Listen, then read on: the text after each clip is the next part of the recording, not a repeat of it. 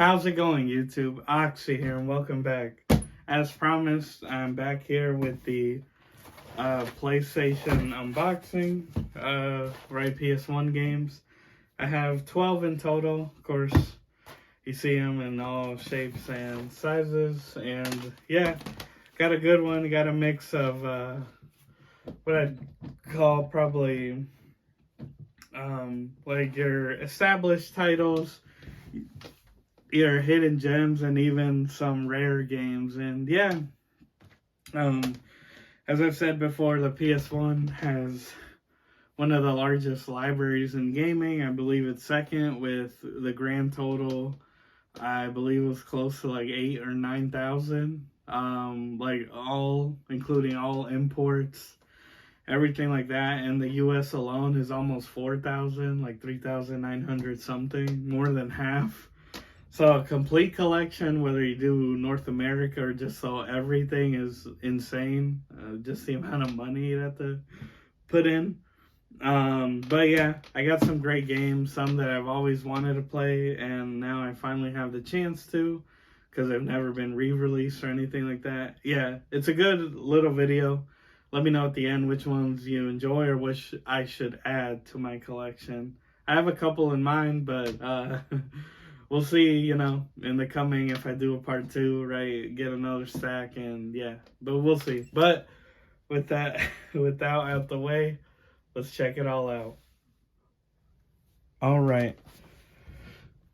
So here we have the unboxed games, right? The ones that I bought like this. So let's start with these two here. I got them both for like 20 bucks. First game here is Grudge Warriors, which, just like some vehicle combat game, I mean, hey, it supports DualShock, which of course came later. You can see 2-player split screen, all the info there. And and just so any confusion, right? Again, $4.99, 14. Well, there's the other game, Shadow Man. Yeah, 20 bucks. As I said, yeah, Grudge Warriors. I mean, just a simple little game. It was $5. I was like, why not? Shadow Man, well, there's a price anyways. Shadow Man was the other one. Of course, classic title from this era, recently remastered. So you could play it on PS4, Xbox One, Series X and S, and PS5. I believe Switch too. Look at that. Nice and clean. And yeah, just like a early like third-person title from that era.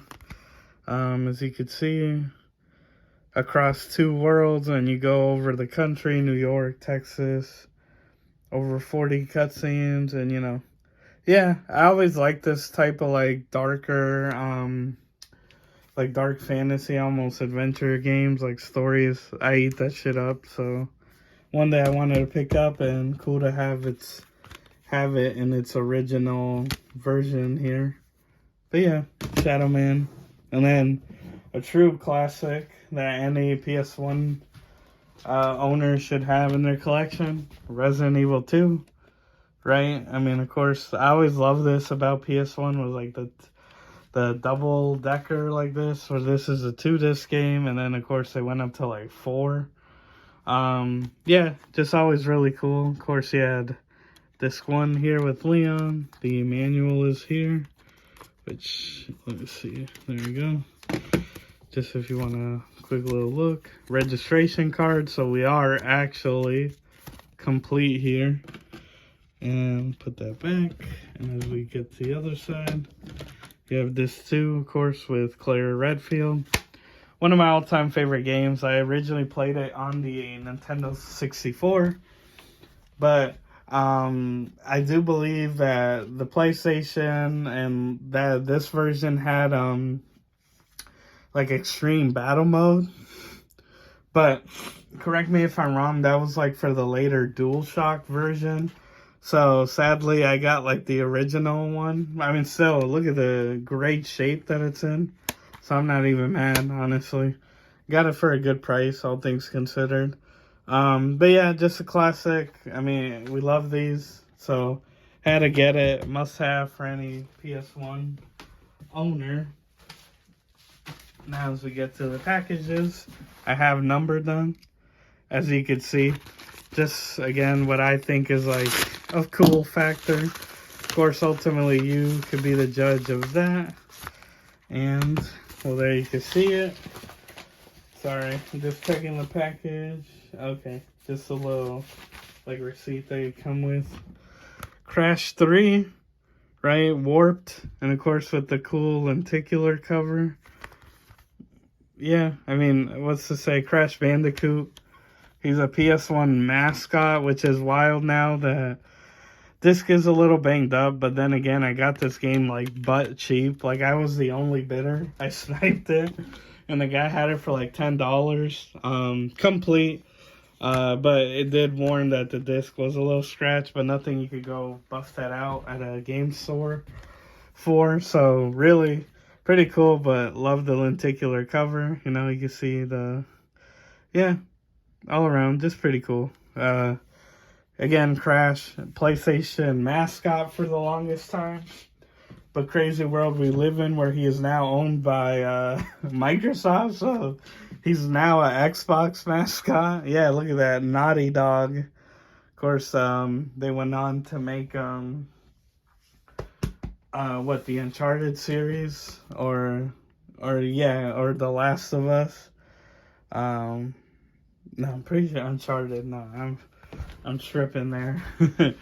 But yeah, it's still really cool to have Crash. Again, Crash 3, one of the later ones, just really great platforming. I do own Insane Trilogy, so that is like there, you know, for I could have like play all three. Definitely need to get Spyro, which same thing as our boy. Same thing as Crash, where now he's owned by Xbox. But so this actually was the first of all these that I bought, of all these packages here. Mainly because funny that Apex Legends, they had the Final Fantasy VII crossover event, right, for the release of Rebirth. And there's a lot of rumors that Xbox may finally get Final Fantasy VII Remake, or it's in the works that they might actually make it come over. So, of course, I had to buy, just like Resident Evil 2, and probably Crash, you could argue as well. All-time classic, you have to own, if you're a PS1, 3-disc here. Final Fantasy VII, of course, complete. And there, oh no, I forgot, sorry. This one's only 3-disc. Again, it's all there. That's one thing I miss about gaming, just manuals, everything, like the color, you know, like just, I'm playing through it for the very first time on Xbox, so Xbox One, because the classic was re-released like back in 2019, so I'm playing that, and this case is a little banged up, but again, as you'll see, I got it pretty good. Here you have disc 2. And of course, disc 3. So I have the full game here, but quite possibly the greatest game ever made. Again, Final Fantasy VII is literally one of those influential games right up there that really pushed the medium forward with like its storytelling and its like cutscenes and things like that. And yeah, I'm having a blast, and it's genuinely a great story, and hopefully the remake trilogy comes over to Xbox, because I'd love to experience that as well. And keeping in tone, of course, there was 3 major. There was a lot more like side releases, but new installments, there was 3 Final Fantasies. Here we have 8, which is a 4-disc game, which of course they go crazy. They have disc 1, then of course disc 2. And as you can see, all black label disc. That's one thing you have to be careful when buying like greatest hits and black label. Black label usually is a black disc, obviously. And as you can see, they had like color on it. Whereas greatest hits will be that more like silver color. There's disc 4. So you have to watch that when you're buying a complete copy. Is like make sure it's all the right disc. As you can see, spotless. Right, whether it's like this is Final Fantasy 8 4-disc, So you have to make sure they don't mix in like one greatest hits disc. Now, ultimately, gameplay wise, it doesn't matter, right? It's the same thing, but value wise, like what some of these could be worth, just keep that in mind. Like greatest hits and true black label disc are different. So with multi-disc games like these, just keep an eye out for that. And of course, you could probably guess that the final game in this 3-pack, Final Fantasy IX, another 4-disc banger. And again, always make sure it's the right disc. Got the manual here with disc 2. Let's see. Just take a look. Oh, there you got the registration card. Truly complete. And then, of course, disc 3 and 4, which, again, just make sure it's a black disc, because they do kind of look like what I'm talking about, where greatest hits have that more like silver, like see-through look. But, of course, they won't have that black back. And here, I'm just curious, just to make sure. Oh, right, yeah, 8, damn. 8 came with these two, like the mini walkthrough. Okay, registration card is in there. Because I'm pretty sure this one, I mean, would it? Even though this is like the, yeah, I don't think so. But yeah, it's all in there. So, of course, Final Fantasies 7 through 9. Here. Now, as we move along, I told you guys I'd have some good stuff, you know? Again, it's a console I've been fascinated by early 3D and that sort of thing, like its place in gaming history, and I'm really looking into it. I can't argue that the PS1 has one of the greatest catalogs. A little hidden gem, Steel Harbinger, just a little funny game. What I love is that's like some weird sci-fi, like post-apocalyptic type game. You play as daddy's little girls have to save the world. Play as her. This game has hilarious like FMV cutscenes where you're just this like bikini clad like warrior. It's just funny. Like honestly, just I saw a gameplay or like things like that. I love the aesthetic again. I love that sort of post-apocalyptic or like with dark, like dark fantasy stuff, and just looked like a lot of fun, funny game. Got it for a pretty good price, like under $30, so why not? Definitely one to check out. Be on the lookout for yourself. And what do we got here? I think I know. Again, I did number them. Oh yes, another seminal series that needs to make a comeback. Tenchu, Stealth Assassins. Yeah, just classic game. Of course, the story of Rikimaru and what was this? Ayame, his sister.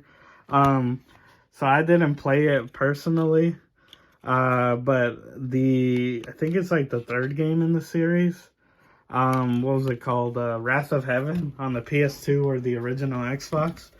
I used to watch a cousin of mine play that game all the time, so I knew Rikimaru, and well, I forgot her name, but Ayame, like I'm familiar with the characters, of course.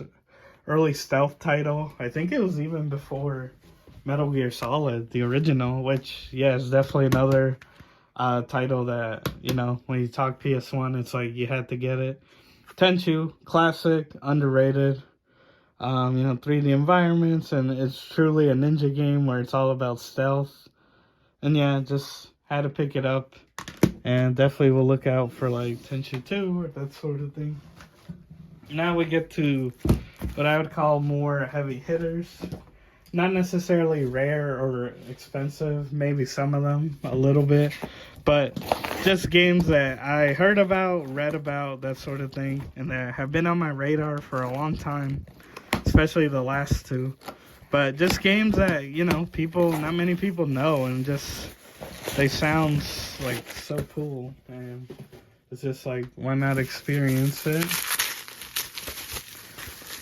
Well, I mean, hey, can't complain about the packaging. Seller really did their thing. Oh, damn, looks really good. And I'm talking about Fear Effect for, again, PS1. 4-disc game. It's a pretty crazy story from everywhere I hear. There is a second game, but that one's like a prequel, both for the PS1, late releases. Both came out in like 2000 or 2001. And they're like survival horror, but set in like China.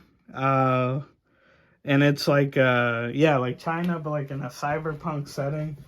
These games are controversial because I don't know if the both characters are in the first one, but it was like our lead girl here, she was like lesbian, which of course the political landscape has changed, but back then it wasn't as accepted.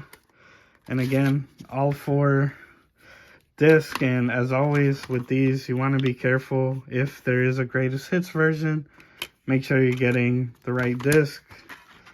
And here of course we have disc 3, and they're all pretty good. Yeah, didn't get. And then disc 4, again, it always fascinates me about especially at this time with the console, and this was like one of the PS1 was like the one that popularized the switch to CD-ROM or like disc based, right?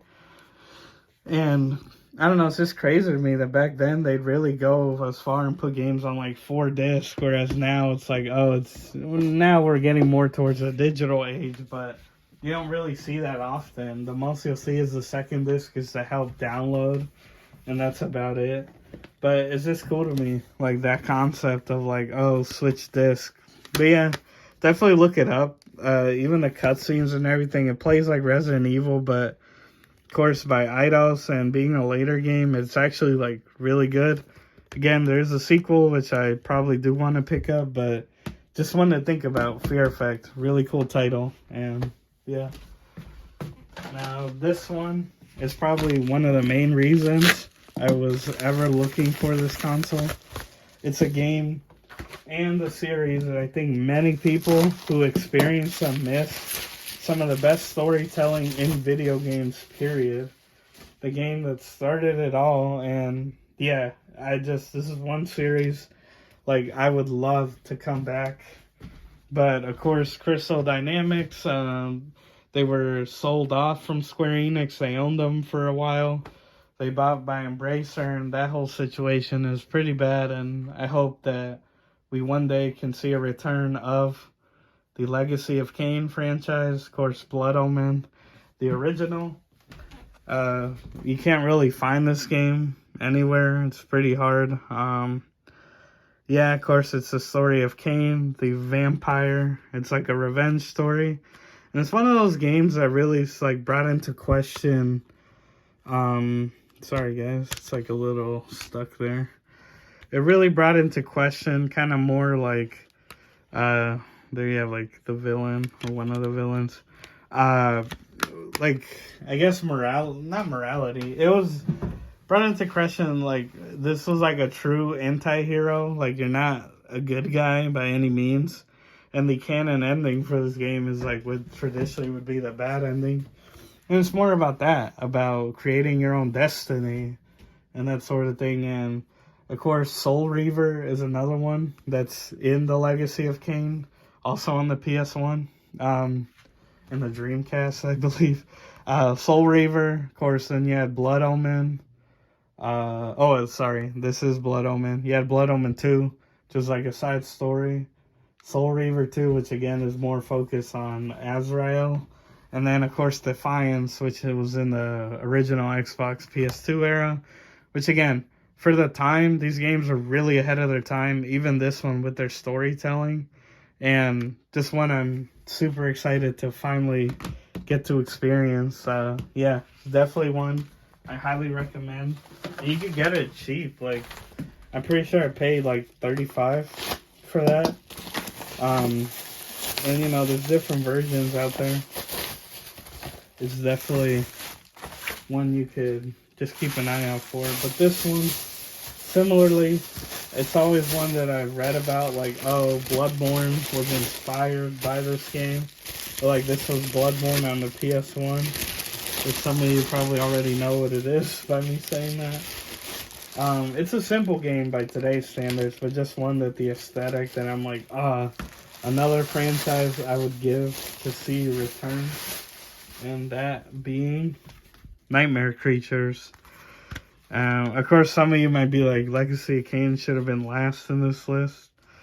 But yeah, this game or series, there is a sequel, also on the PS1, but it's kind of different. Like, it follows the main character, right? It's like 1834 London and a blackout, and then there's like this Adam Crowley is like this guy who makes all these nightmare creatures.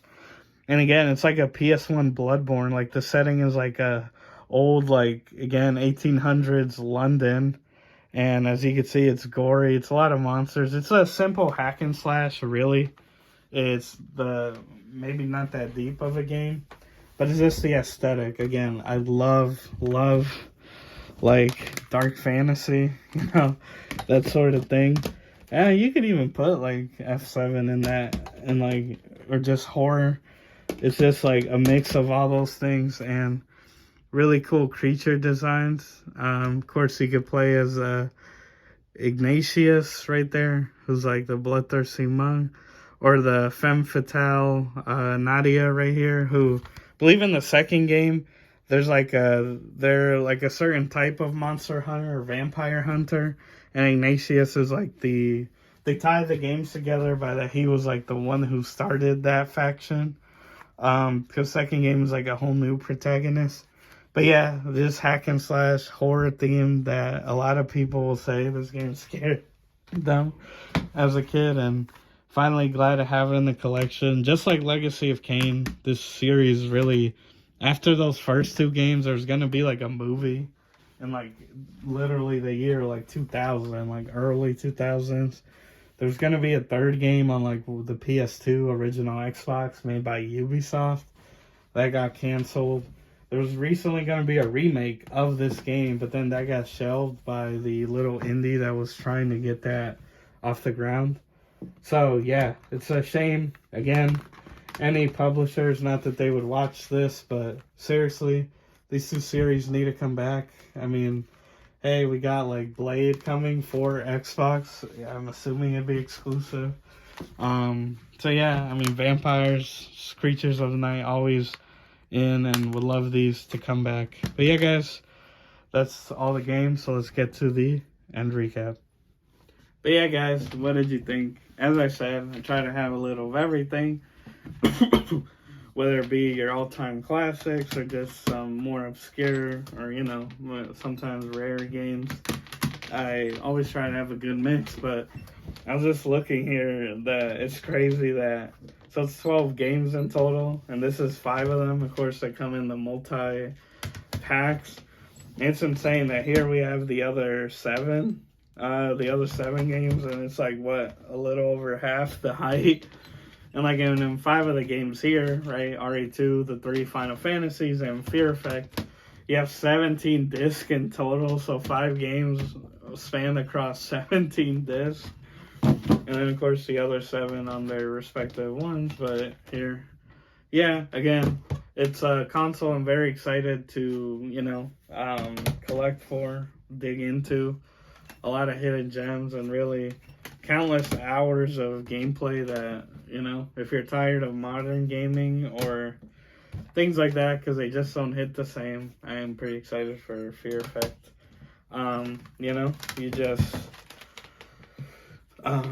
go back and pop one of these in. Of course, maybe I gotta look for a proper like CRT, obviously get some DualShock controllers, and look for games that maybe use a multi-tap, because believe it or not, the PS1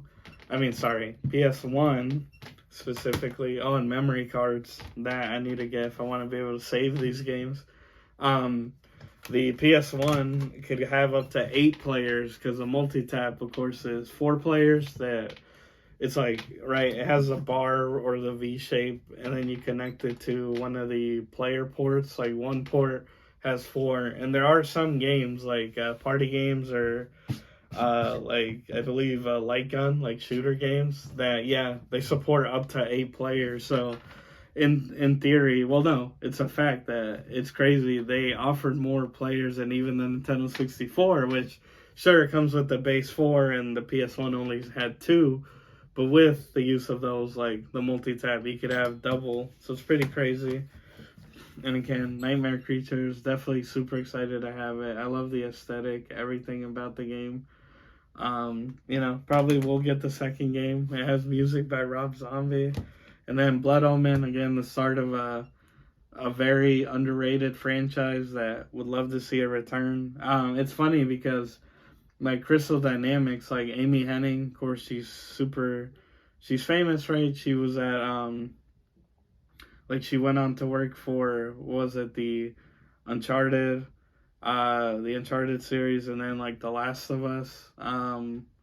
Yeah, like she got her start here at Legacy of Kain, Blood Omen, and of course she's popular for like her storytelling, her writing, and yeah, it's just a game that seriously need to bring back. But I'm glad I get to experience it, because I believe PlayStation, it is available, like one of those, like how on Xbox you can buy 360 games. I believe on the PS3 marketplace you can buy this.